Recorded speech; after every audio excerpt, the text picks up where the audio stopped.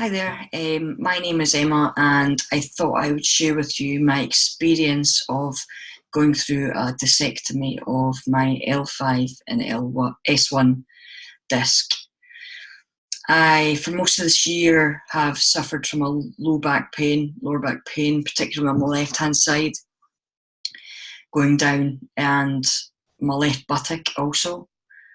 Now, I kind of just got on with it for the majority of this year, but after going on holiday to Donegal, the drive there and the drive back, which is 8 hours there, 8 hours back to Donegal, you know, I was really struggling. I was really, really sore. So I went to my doctor's and he felt the bottom of my spine and thought that I could have maybe damaged some of my ligaments. So referred me to a physio. So I went to see a physio later that day in the afternoon, and he assessed me, got through some stretches and exercises, and said that I am actually suffering from sciatica. So I've not, up until now, didn't know much about sciatica. I didn't know, do you have flare-ups? Is it there all the time? Can you do something about it? Or is it just something you've got to deal with? So I'd done a bit of research and found out that it's actually a symptom. It's a sign of something else happening. So I went to my doctor's the following week and requested an MRI to be done on my lower back. So I had to wait 3 weeks for the appointment, and then it was 5 weeks from the MRI scan until I got my results. So there was a bit of hanging about and waiting going on, but got the results, and I will show you the results. Now, this is my MRI. Now, this is your back here, and this is your stomach in front of you. So, came back that I actually have disc degeneration, which is just normal wear and tear. You can see how you can tell if you've got disc degeneration is if, you know, the discs themselves are actually, you know, quite black, quite darkened out. They should have more colour about them, even though it's in an MRI.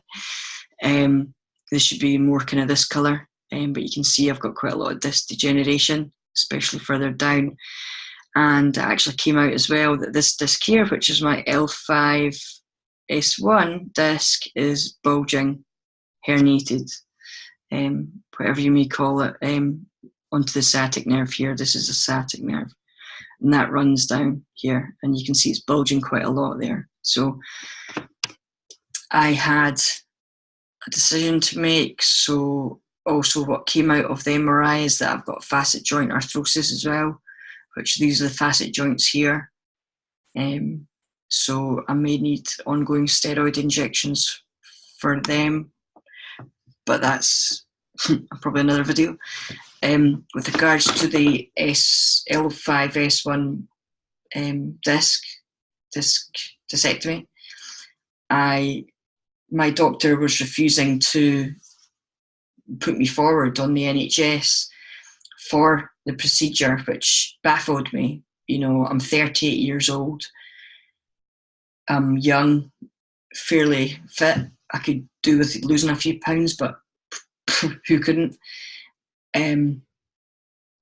So my question was, why was he not going to refer me for surgery for getting the discectomy?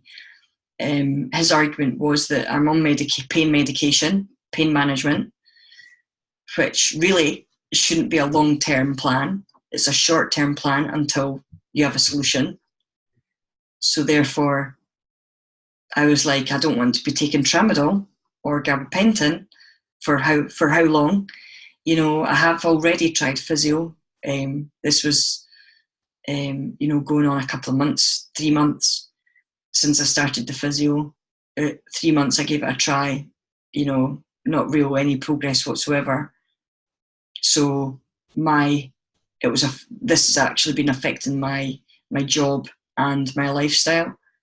So my doctor, my GP said, well, if I put you forward for surgery, then I know fine well the surgeon's going to ask you, one, have you been on medication? Yes. 2, has the medication helped you? Yes. 3, has the has this been affecting your lifestyle?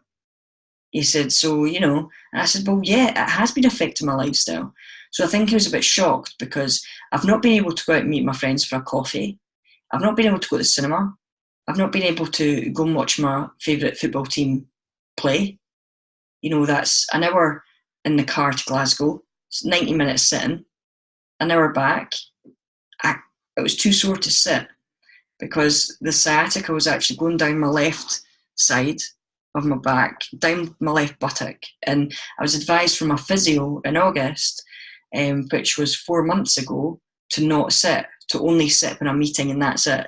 So since August, I've been lying in bed, sleeping at night, getting up in the morning, and then lying on the couch working, on my laptop, working. I've not been able to go to meetings in Newcastle and London, which, has not been ideal, but, you Skype. That's how I can work from home, work in IT. So I've got my laptop, so that's fine. But I've not been able to sit at a desk like this. It's only been really in the past week that I've been able to sit like this. So it's been coming up for nearly 4 weeks since my discectomy of the L5-S1 disc.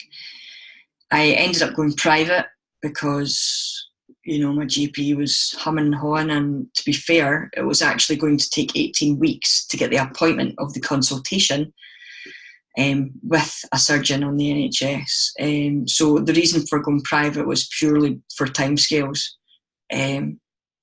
Nothing against NHS whatsoever. I fully support them and do a great job. I ended up meeting with a Dr. Foyas at Murrayfield Hospital in Edinburgh, and he actually works 1 day a week in the Murrayfield, which is private, and then the rest of the time in the Western General NHS Hospital in Edinburgh. So a lot of the surgeons that you see privately are actually on the NHS as well, but there's just such a long waiting list to be seen. Whereas when I went private, I could get the appointment the next week. So it was a no-brainer for me. I went and met with Dr. Foyas the week later, and he done an assessment, try and touch your toes, lift my legs up, and he had the MRI scan as well. So he went over that with me, and he explained that, yeah, I'm feeling pain on the left side, mainly the left side, sciatic pain down to the bottom, behind my knee. It's not going down any further, apart from a couple of days before meeting him. It was the first time it's actually went beyond my knee, and it was during the night. It actually woke me up. I think I'd forgotten to take my gabapentin before I went to sleep, so I think that's what made me wake up. It was actually in my calf and my foot, and it was so sore. So thankfully, the timing of the meeting, of meeting the surgeon, was great. I did say it's only the left-hand side that I'm feeling pain, and he says, yeah, I can see that. He went over the MRI with me, and I can see that on the left-hand side. However, I do see some bulging on the right-hand side, but I've never felt pain on the right-hand side at all, or any sciatic pain. It's always been on the left. So he says there is a bit bulging. How would you feel about if we do surgery? If when I'm in there, I go in, are you happy enough for me to scrape away at the right hand side if it's required? And by this point, you know yourself, if you've suffered from a sciatica and disc pain, back pain, that you scrape away. If you go in there, scrape away on the left, which is what's causing me pain. But if you go in there and you see it on the right as well, scrape away, because I don't want to be back here in 5-10 years' time with the same situation that I'm in just now. So we agreed then surgery was the way to go, and I got booked in the following Tuesday at 4:00. He was asking me if that was all right. I was like, yeah. So I was in the following Tuesday, and I think the surgery took nearly 2 hours, maybe 2.5 hours. But when the surgery was finished, he phoned my wife and explained to her that, it was really bulging on the right-hand side, a lot more than the left-hand side. So he was baffled, as to why I've not felt pain on the right hand side. But anyway, the main thing is the operation's been done, it's been successful. There was a fluid leakage of my spine while he was operating, but however, he has stitched all that up now and it's fine. He did say that I might wake up with a really, really pounding headache, but I had an IV in the back of my hand and said that, I've given him a lot of painkillers and stuff, that hopefully that's covered that, but just to tell her, when she comes round, that, if that's the reason, that's why. But thankfully I didn't come round to a blinding headache, it was fine. I just came round, I came round and the first thing I kind of noticed was, my lower back felt like I'd been in the ring, but with Mike Tyson, but my leg, no pain whatsoever. It was brilliant. So I stayed in the night, and this is where this seems to differ from the US and the UK. When before I went in to have surgery myself, like you right now, you're doing your research and you're watching other people's videos to compare people's experiences and find out what to expect yourself when you might go through this. In the US, I think you guys actually get the procedure, the surgery, and you leave the hospital the same day, which for it's classed as major surgery here in the UK, so that's crazy. But if it works for you over there, then fair dues. But I was to stay in 2 nights. That's what I was kind of scheduled for. The next day, I got up and I had a shower. You guys in the US, I've watched a few videos of people sharing experiences of their going through a discectomy, and you have not been able to wash or have a shower or bath or anything like that. Whereas I got up and I had obviously the wound was covered in like a bandage. It's like a big plaster, a waterproof plaster. So I was able to have a shower.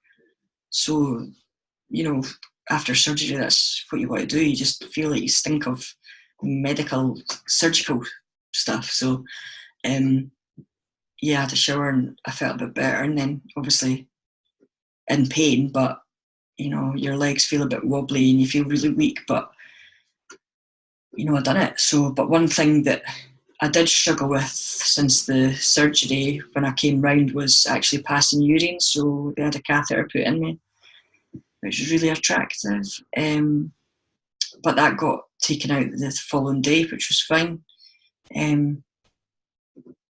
So I ended up staying in the hospital for 3 nights because the morning waking up of when I was supposed to be leaving the hospital, I just felt so sore. I buzzed the nurses at 2 a.m. and 4 a.m. that morning, and I just felt so sore. So I didn't feel comfortable in going home. One of the nurses did say to me that, maybe that's because you've had a lot of visitors, you've not been able to rest. So if you stay in another night, let's make a deal that you have no visitors, you have proper rest. And I think that's what you need. So, I listened and, I think it helped. I didn't feel ready. I felt a bit scared going home, to be honest with you. I just felt like, what if I wake up and I'm in so much pain, what do I do? Anyway, so stayed in an extra night, so it was total 3 nights, and went home, and I actually woke up in really bad pain and I couldn't get back to sleep the first night that I was at home, but that was due to me. I mean, I wasn't really, I was still a bit out of it, to be honest with you, like on medication and stuff like that. When they were telling me like about medication, what to take when, you've got 4 or 5 different types of medication to take. I was given Oromorph, which is a liquid morphine. I was to take that 5 milliliters,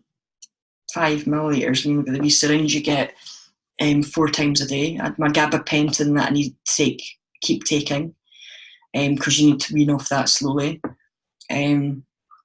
Ibuprofen and dihydrocodeine and tramadol that I was on previous as well. So dihydrocodeine and tramadol are similar, same opiate type drug, painkiller. But since I was already on tramadol, I have to wean myself off that. So before surgery, I met with the anaesthetist, and she agreed that once I come off the morphine, to continue with the tramadol, even though I'm on dihydrocodeine, to continue with the tramadol to wean myself off that, because you can't just stop that. You have withdrawals and things like that, so it's not wise. So on quite a lot of drugs, and I think I was taking them all in a winner. I wasn't spacing them out like every 2 hours, which is wise. But I just didn't think, to be honest with you, and I wasn't really paying attention. I was just taking everything in a winner, and then I'd be spaced out and asleep.